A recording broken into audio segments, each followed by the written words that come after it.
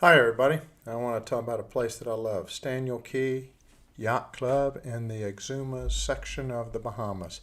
We were very fortunate to go there back a few years ago for summer vacation with the family. First off, C-A-Y is pronounced key. So, secondly, we were in an airplane. I was looking back in my journal, 9:55 a.m. somewhere over Ormond Beach, Florida, 6,000 feet, in a Piper Saratoga. I think the best way to go is go by charter, especially if you have a family of 5 like I did. It makes more sense than commercial, about the same price, and you get some control over the time that you're leaving, etc. Now, to get to Staniel Key, you're going to have to clear customs somewhere in the Bahamas. So what we did, and you probably remember from maybe another episode when I spoke about Spanish Wells, we came into North Eleuthera Airport where you can clear customs very rapidly at the charter plane area. Also, about 100 yards down the street, you can pick up provisions at a liquor store run by a nice lady named Brackell. We did that and then flew on to Staniel Key, where you land at a rudimentary airfield with a windsock and a gazebo and an old telephone booth, payphone. That's about it. Then they come pick you up in a modified golf cart. Now, the other way to get there is the Staniel Key Yacht Club runs a small airline called Wanamaker Air that flies out of some Florida airports and comes through various Bahamian cities where you clear customs and then come onward.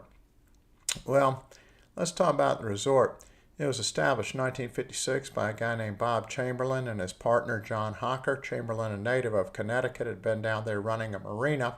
They had the idea to set up some cottages and make a resort. It languished for a while, until a major event in 1965 was the filming of the James Bond movie, 4th in the installments, called Thunderball, starring Sean Connery. It was filmed predominantly in the Bahamas, and in this particular instance, they used a nearby grotto, which, if you remember, Sean Connery used a flare and shot it up through the roof. And to this day, you can go into the grotto, you can swim in underneath, you can hike up around the side, you can even jump through the roof. I know, my wife did it. I witnessed it. Fascinating. She's rather brave, she is. And you jump down into this pool of water that's rather deep. So, beautiful place to visit. Anyway, so the resort got going. I learned all this from the son of Bob Chamberlain, named John Chamberlain, who I met subsequently at Big Major Spit, which is the island inhabited by the swimming pigs. More on that later. So, here's how the cottages work. They've got some built out over the water on some pilings and 4x4s, and then some are on solid land. And the one that we stayed in is one of about 3 or 4 that have 2 different bedrooms. They're stacked, so downstairs a studio bedroom with another bedroom on top of it. There's a steel spiral staircase with PVC railing connecting the 2. There are bathrooms on each floor, and then there's a refrigerator and 2 porches. Hey, what else do you need? Well, here's what else you get. If you do the package combination, you get 3 square meals a day without alcohol. Also, other non-alcoholic beverages. You get a boat, 17-foot whaler is what we got, with gas, and you get a map and compass. Most of the travel is line of sight, fortunately. Then you also get access to the bicycles, the kayak, the pool, etc. Now, we were fortunate. They took us over to the hotel. We'd arrived pretty early, about 2:30 in the afternoon, and we were getting ready to check in the room, and nice lady Renee was giving us the lay of the land, pointed out the Thunderball Grotto where the boats were, the dining hall, etc., and said we could pick up a boat in the morning. I said, how about now? And she saw it my way, and so we jumped in the boat and went over to the Thunderball Grotto. It being low tide, we were able to swim in fairly readily. You go through some various channels that at low tide not altogether covered in every area, but some areas you have to go underneath some overhanging rocks and come in. And as I mentioned, you can climb up the side, which my wife did and jumped in. Plethora of fish of all manner of description, all kinds of colors, iridescence everywhere. It was fabulous. It was so good we did it, I think, every day of the trip. So subsequent to doing the Thunderball Grotto, we came on back, got settled in our room, went to dinner that night, and then the next day got up and decided we'd get on the boat after breakfast, got up early. Hey, the sun rises early in the Bahamas. And away we went, utilizing this map that they'd given us. So I think this is awesome. The Staniel Key people provide you with a map. It's really a local map. And it's got a blow up of some other areas right around Staniel Key and south of it. Very useful.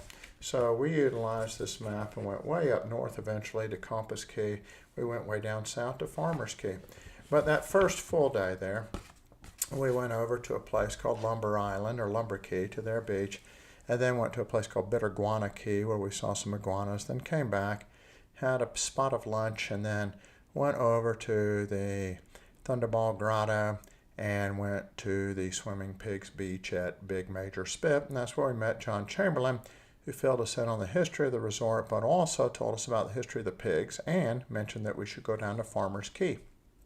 So the pigs had been on Staniel Key and used for food, but they were malodorous, so they moved them to a different island. And they could still smell because of the wind currents, and then moved them over to Big Major Spit. And we're still intending to use them to feed the population, but the pigs would swim out to boats, and lo and behold, they figured out they had a tourist attraction on their hands. Now, these rapid speedboats come down from Nassau, where they'll load up people, take a multi-hour drive down from Nassau and back, and they'll have about 20 minutes checking out the pigs, 20 minutes to go up to Compass Key, maybe 20 minutes go down to Farmers Key, 20 minutes for lunch, and back to Nassau.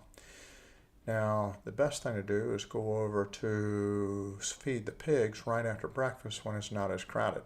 But it's okay late in the day, towards the end of the day as well. Anyhow, back we went. We went to bed that night, got up early the next morning, and went way up north to Compass Key, where you can, yes, this is for real, no joke, you get to swim with these sharks. So that's what we did, swim with the sharks at Compass Key. They have a bunch of nurse sharks. You pay $10 to dock at Compass Key. Really a bargain if you think about it, $10 a person. That gives you dockage and admission to swim with the sharks. Fascinating thing. Please check out my photographs on Instagram and Facebook. After doing the shark routine, we hiked up over the little hillock in the middle of the island to the beach on the Atlantic side and enjoyed our time over there before heading on back down to Staniel Key. Now, the tide was falling, so you've got to be careful. The sandbars going back, so just kind of keep your wits about you. Remember, as I mentioned, you've got the map that I showed you a minute ago. You've got a compass. It's all really line of sight navigation, simple navigation, compass heading, and look at the map, etc. Quite like boating in the Abacos, which I hope to do as a future episode. Well, we got back, looked at the nurse sharks that would hang around the little marina at Staniel, and then had dinner, and then went to bed. So the next day, we decided we would go down to Farmers Key. Now, this is kind of off the grid because it was past the length of the map that they'd given us, but that same guy, John Chamberlain, that I met over at the Swimming Pig Beach, had told me how to get there, as had another one of the guests and their entourage who we met in the dining hall. And so we set out the next morning. It was a pretty bumpy ride. Now, when you go, I want to just draw your attention to something looking at this big map. You want to stay on the inside here. This is the more gentle section, and then out here is really where the more of the Atlantic comes into play. And you don't want to go on that side. You want to be on the leeward side of the island. Nonetheless, it was bumpy enough as we got down there.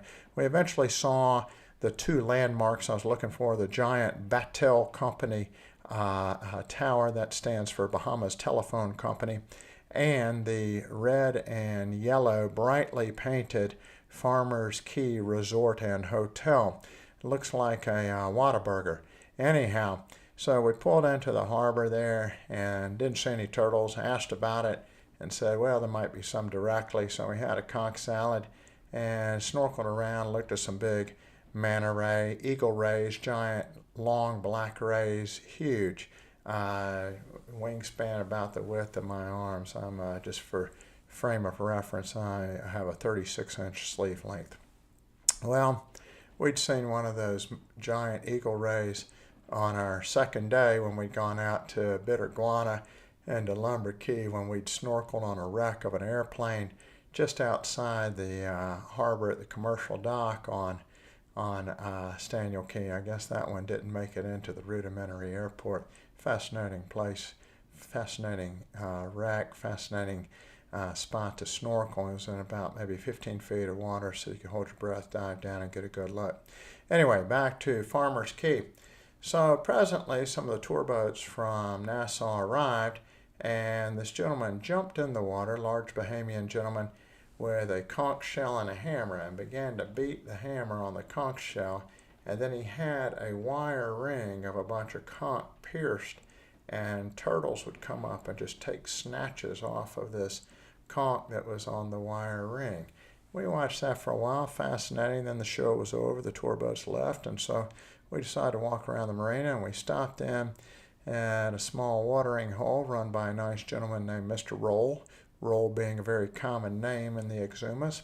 And presently an enterprising young man named Carlo Darvell came in and asked us if we'd like to see a freshwater limestone cave over on another island. It was called Dripping Water Cave. And we said, sure, why not? But prudence would dictate, negotiate the price first. You don't need to be taken advantage of. And we negotiated a price of $40 total using our boat. And the 6 of us went away to a place called Great Guanakee, not to be confused with the island of the same name in the Abacos. Apparently, multiple islands of this name, kind of like Peachtree Street in Atlanta, I suppose.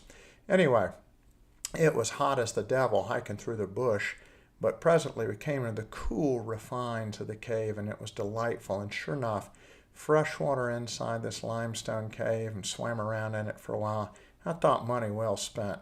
We dropped Carlo back at the harbor and Farmers Key and took the bumpy ride back up to Staniel. Had a delightful dinner. I ran into the same people who told us about farmers and said, hey man, you were spot on with the landmarks. It worked out great. So the bright red and yellow, hard to miss. That's an establishment run by a nice gentleman named Roosevelt Nixon. We'd stopped in there to visit with him, shoot a game of pool, and have a beer before our way back. So the next day, being our last full day at Staniel Key, we decided we would kind of chill a little bit, no long trips, and we rode over to a nice place called Sandy Key. You can really see it from right there at the Staniel Key Marina, and we were the only boat there for the longest time. I had the kids do a little scavenger hunt, and we all snorkeled around and frolicked on the beach. It was great. After a while, some other boats came in, but that's okay. It was getting close to low tide. We went over to go do the Thunderball Grotto again and check out the pigs, and then back to our rooms and change and have dinner. And that night, it was Sunday, so my son and I rode bicycles down to the little church near the commercial dock and heard a great service led by a nice Reverend Berkey Roll. They were very welcoming people, and we certainly enjoyed the church service, very kind people. Well, the next morning was going to be the day that we were to leave. I was very fortunate in that the pilot decided to come a little bit late. There had been a rainstorm the night before, and he wanted to let all the weather clear out. So we got a wee bit of extra time, and we went over to the Thunderball Grotto and to see the pigs one last time. Now, I want people to have this same kind of great experience I did and go down to Staniel Key, recognize, hey, the room is small. Hey, it's rustic. But you get the boat, you get all this adventure. The food's out of this world, off the chain. The people are so welcoming and kind, and you get the little plus of being able to explore the island on a bicycle, very small island, easy to explore, just cool stuff. Here's perhaps the best endorsement. I was looking through the journal, and my daughter, who turned 16 while we were down there, wrote this was her favorite vacation place, and thank you, Dad, for taking me. They were so kind as to even give us a birthday cake for 16. All right, thanks very much. I hope you'll go. I hope you enjoy it. Have a great day.